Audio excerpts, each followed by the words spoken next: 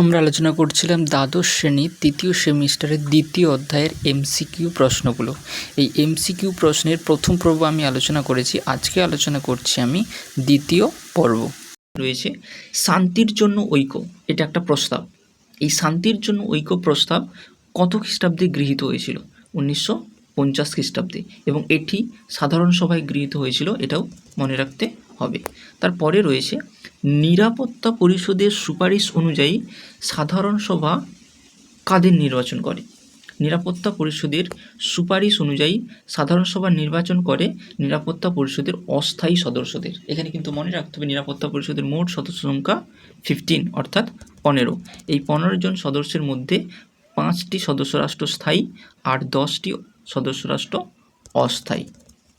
এই অস্থায়ী সদস্যদের নিরাপত্তা পরিষদের সুপারিশ ক্রমে সাধারণ সভা নির্বাচন করে। তারপরে রয়েছে জাতিপুঞ্জের সনদের কত নম্বর ধারায় নিরাপত্তা পরিষদের গঠন সম্পর্কে উল্লেখ করা আছে? নিরাপত্তা পরিষদের গঠন সম্পর্কে উল্লেখ করা আছে 22 নম্বর ধারায়।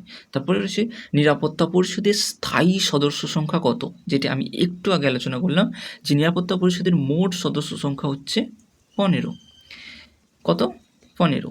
তার মধ্যে 5টি হচ্ছে স্থায়ী সদস্য রাষ্ট্র আর 10টি হচ্ছে অস্থায়ী সদস্য রাষ্ট্র। পরের প্রশ্নই রয়েছে বর্তমান নিরাপত্তা পরিষদের অস্থায়ী সদস্য সংখ্যা হচ্ছে 10, আর মোট নিরাপত্তা পরিষদের মোট নিরাপত্তা পরিষদের সদস্য সংখ্যা হচ্ছে 15, যেটাকে 15 বলা হয়। তারপরে রয়েছে নিরাপত্তা পরিষদের অস্থায়ী সদস্যদের কার্যকাল মানে কতদিন পর্যন্ত অস্থায়ী সদস্যরা থাকতে পারে? সেটা হচ্ছে 2 বছর পর্যন্ত নিরাপত্তা পরিষদের অস্থায়ী সদস্যরা নিজেদের পদে থাকতে পারে। তারপরের প্রশ্ন রয়েছে নিরাপত্তা পরিষদের যে সদর দপ্তর, যেটাকে আমরা কার্যালয় নামে চিনি, সেই সদর দপ্তর কোথায়? না, নিরাপত্তা পরিষদের সদর দপ্তর বা কার্যালয় হচ্ছে নিউ ইয়র্ক শহরে। মনে রাখবে এটি মার্কিন যুক্তরাষ্ট্র বা আমেরিকায় অবস্থিত। তারপরের প্রশ্ন রয়েছে নিরাপত্তা পরিষদের সভাপতির কার্যকালের মেয়াদ, অর্থাৎ নিরাপত্তা পরিষদের যে বিভিন্ন সভা হয় সেখানে সভাপতি নির্বাচন করা হয়। এই সভাপতি নির্বাচন যাদের করা হয় তাদের কার্যকালের মেয়াদ মাত্র 1 মাস। তারপরের প্রশ্ন ভেটো ক্ষমতা প্রয়োগ করতে পারে কারা?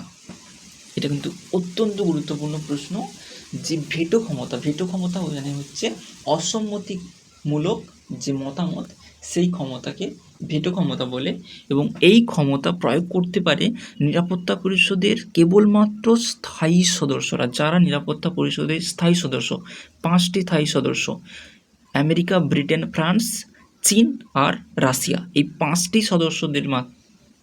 সদস্যর একমাত্র ভেটো ক্ষমতা প্রয়োগ করার অধিকার আছে, আর কারো ভেটো ক্ষমতা প্রয়োগের কোনো অধিকার নেই। তারপরে রয়েছে জাতিপুঞ্জের মুখ্য প্রশাসনিক অধিকারী কে? অর্থাৎ জাতিপুঞ্জের সবচেয়ে গুরুত্বপূর্ণ ব্যক্তি, মুখ্য প্রশাসনিক অধিকারী, চিফ। অর্থাৎ এ হচ্ছে মহাসচিব। মহাসচিব সম্পর্কে আরও আমাদের তথ্য জানতে হবে। মহাসচিবের কার্যকাল হচ্ছে 5 বছর, আরও আমরা পরে পড়ব। তারপরে রয়েছে মহাসচিব কত বছরের জন্য নির্বাচন হয় বা মহাসচিবের কার্যকাল কত? সেটা হচ্ছে 5 ইয়ার্স অর্থাৎ 5 বছর। তারপরে বলছে যে জাতিপুঞ্জের যে মহাসচিব রয়েছে, প্রথম মহাসচিব কে হয়েছিলেন? প্রথম মহাসচিব হয়েছিলেন ট্রিগভিলি বা ট্রাইগভেলাই বা ট্রিগভিলি বলতে পারে। এর যে দেশ ছিল সেটা হচ্ছে নরওয়ে। ট্রিগভিলির দেশের নাম হচ্ছে নরওয়ে। নরওয়ে থেকে এই মানুষটি এসেছিলেন এবং ইনি জাতিপুঞ্জের প্রথম মহাসচিব হয়েছিলেন।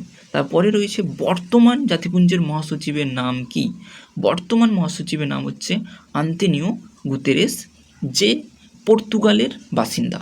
পর্তুগাল মানে হচ্ছে রোনাল্ডো, যেই দেশের বাসিন্দা। আন্তোনিও গুতেরেস হচ্ছে বর্তমান যিনি মহাসচিব, এই পর্তুগালের বাসিন্দা। তারপরের প্রশ্ন রয়েছে ইউনিসেফ, অর্থাৎ চাইল্ডদের নিয়ে যে বিশেষজ্ঞ সংস্থাটি কাজ করে সেটা হচ্ছে ইউনিসেফ। এই ইউনিসেফ কবে গঠিত হয়? 1946 খ্রিস্টাব্দে। তারপরের প্রশ্ন বলছে যে কত খ্রিস্টাব্দে ইউনিসেফ জাতিসংঘের স্থায়ী সংস্থা হিসেবে স্বীকৃতি পায়? 1946 খ্রিস্টাব্দে। ইউনিসেফের গুরুত্বপূর্ণ কাজ কি? মানে ইউনিসেফের গুরুত্বপূর্ণ কাজ হচ্ছে বিশ্বব্যাপী অর্থাৎ সারা পৃথিবীতে শিশুদের অধিকার রক্ষা ও শিশুদের উন্নয়ন বা শিশুদের স্বাস্থ্য নিয়ে এ অনেক কাজ করে। তারপরে রয়েছে আনুষ্ঠানিকভাবে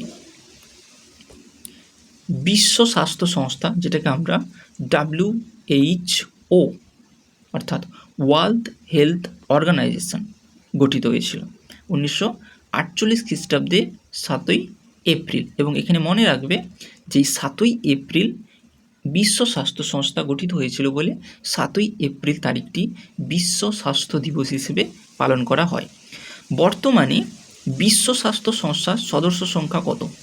194, অর্থাৎ 194টি দেশ হচ্ছে WHOর সদস্য সংখ্যা বা সদস্য রাষ্ট্র। বিশ্ব স্বাস্থ্য সংস্থা অর্থাৎ WHO এর সদর দপ্তর কোথায়? না জেনেভাতে। জেনেভা হচ্ছে সুইজারল্যান্ডে অবস্থিত। এই সুইজারল্যান্ডের জেনেভা হচ্ছে বিশ্ব স্বাস্থ্য সংস্থার সদর দপ্তর। তারপরের প্রশ্ন, বিশ্ব স্বাস্থ্য সংস্থা অর্থাৎ WHO এর প্রধান কাজ কি? না বিশ্বব্যাপী অর্থাৎ সারা বিশ্বে স্বাস্থ্যের উন্নয়ন ও রোগ প্রতিরোধ সম্পর্কে বিশ্ব স্বাস্থ্য সংস্থা কাজ করে। তারপরে রয়েছে বর্তমান বিশ্ব ব্যাংক। বিশ্ব ব্যাংক মানে হচ্ছে WB, যেটাকে বলা হয় ওয়ার্ল্ড ব্যাংক। বিশ্ব ব্যাংকের মোট সদস্য সংখ্যা কত? বিশ্ব ব্যাংকের বর্তমানে মোট সদস্য সংখ্যা হচ্ছে 189, অর্থাৎ 189। 189টি রাষ্ট্র হচ্ছে বিশ্ব ব্যাংকের সদস্য। তারপরে প্রশ্ন রয়েছে ওয়ার্ল্ড ব্যাংক অর্থাৎ বিশ্ব ব্যাংকের সদর দপ্তর অর্থাৎ কার্যালয় কোথায় অবস্থিত? Washington DC. এবং এর সঙ্গে মনে রাখবে IMF, ইন্টারন্যাশনাল মনিটারি ফান্ড, আন্তর্জাতিক অর্থ ভাণ্ডার, এরও কার্যালয় হচ্ছে ওয়াশিংটন ডিসি। তারপরে প্রশ্ন রয়েছে বিশ্ব ব্যাংকের মূল কাজ কি? বিশ্ব ব্যাংকের মূল কাজ হচ্ছে উন্নয়নশীল দেশগুলোকে বা গরিব দেশগুলোকে, পিছিয়ে পড়া দেশগুলোকে ঋণ ও আর্থিক সহায়তা প্রদান করা। তারপরে দেখো রয়েছে আন্তর্জাতিক অর্থ ভাণ্ডার, যেটাকে আমরা IMF, ইন্টারন্যাশনাল মনিটারি ফান্ড নামে চিনি। এটি কবে প্রতিষ্ঠিত হয়? না 1945 খ্রিস্টাব্দে 27শে ডিসেম্বর। তারপরের প্রশ্ন রয়েছে যে বর্তমানে আন্তর্জাতিক অর্থ ভাণ্ডার এর সদস্য সংখ্যা কত? বর্তমানে আন্তর্জাতিক অর্থ ভাণ্ডার অর্থাৎ IMF, ইন্টারন্যাশনাল মনিটারি ফান্ড, এর সদস্য সংখ্যা হচ্ছে 191, অর্থাৎ 191টি সদস্য রাষ্ট্র রয়েছে আন্তর্জাতিক অর্থ ভাণ্ডারে। এবং এই আলোচনার শেষ প্রশ্ন রয়েছে যে আন্তর্জাতিক অর্থ ভাণ্ডারের মূল উদ্দেশ্য কী? আন্তর্জাতিক অর্থ ভাণ্ডার অর্থাৎ IMF, এই IMF-এর মূল উদ্দেশ্য কী? মূল উদ্দেশ্য হচ্ছে আন্তর্জাতিক আর্থিক সহযোগিতা বৃদ্ধি করা এবং বিনিময় হার স্থিতিশীল রাখা।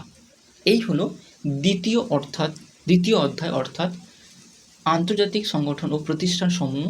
এই অধ্যায়ের বেশ কিছু গুরুত্বপূর্ণ MCQ বা অতি সংক্ষিপ্ত প্রশ্ন আলোচনা করলাম।